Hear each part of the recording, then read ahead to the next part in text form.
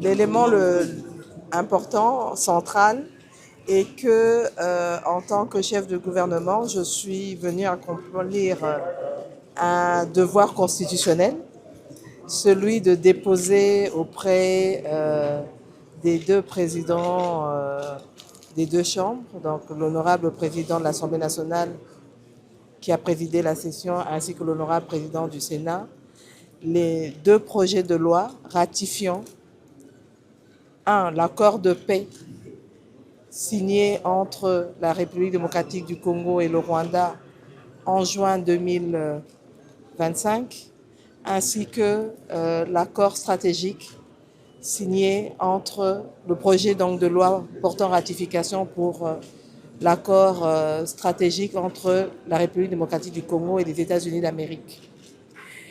Il faut tenir compte que c'est vraiment une obligation constitutionnelle et cela va de soi que dans notre démocratie, nous puissions accomplir cela. C'est prescrit par l'article 214 de notre Constitution. Et en juin, l'accord de paix a été signé. Une annexe qui était prévue dans l'accord de paix en son chapitre 6 portait sur le cadre d'intégration régionale. Et ce cadre-là a été signé aussi en décembre, raison pour laquelle nous avons dû attendre d'avoir l'ensemble des textes. Et vu que c'était pendant les vacances parlementaires, nous avons le temps de revenir des États-Unis, etc.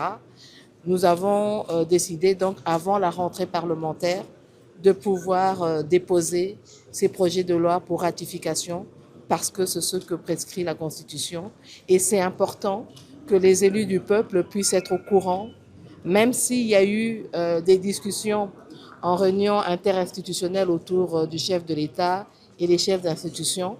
Il est important maintenant que les élus du peuple puissent à leur tour être pleinement informés du contenu de ces accords afin que la population congolaise puisse être au courant parce qu'il n'y a rien à cacher. Tout ce qui a été fait au bénéfice du peuple congolais, particulièrement le peuple à l'Est, pour la paix, parce que il est important que ce processus évolue pour assurer notre souveraineté et notre intégrité territoriale. C'est ce que nous avons recherché jusque-là, mais aussi dans le cadre des accords stratégiques pour le développement de notre pays, parce que nous voulons un mieux-être pour notre population. Nous avons aussi un peu regardé comment nous allons nous préparer pour la rentrée parlementaire. Et bon, évidemment, un petit clin d'œil à nous les femmes, en commençant par moi, chef du gouvernement, nous a été fait, puisque le 8 mars étant demain, nous avons eu à recevoir un petit présent de la part des deux président des chambres et des membres du bureau. Donc, ça nous permet à nous, en tant que femmes leaders, de montrer que nous sommes accompagnés aussi par nos chefs d'institution dans cette démarche de promotion du genre, de promotion de la femme congolaise. Donc, c'est un peu tout ça qui a été discuté aussi. Merci.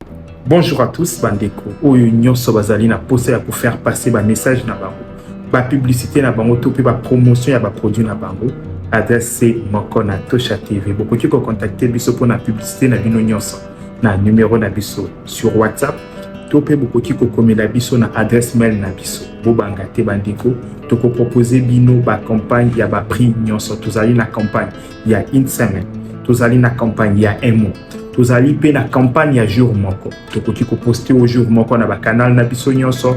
Kobanga lisusu tozali na business na yo kobanga te koloba te que ezali mukie moyen na sala promotion ezali te to pe nazali na mbongo ebele te moyen ko sala promotion ezali te. Non, avec Tosha TV to faciliter bino tellement tâche que contacter biso na numéro na biso pour na produit na nyonso tokoki pesa yo plan ya marketing ya kitoko na promotion ya kitoko. Kozelisa lisusu te sala publicité na ona Tosha TV.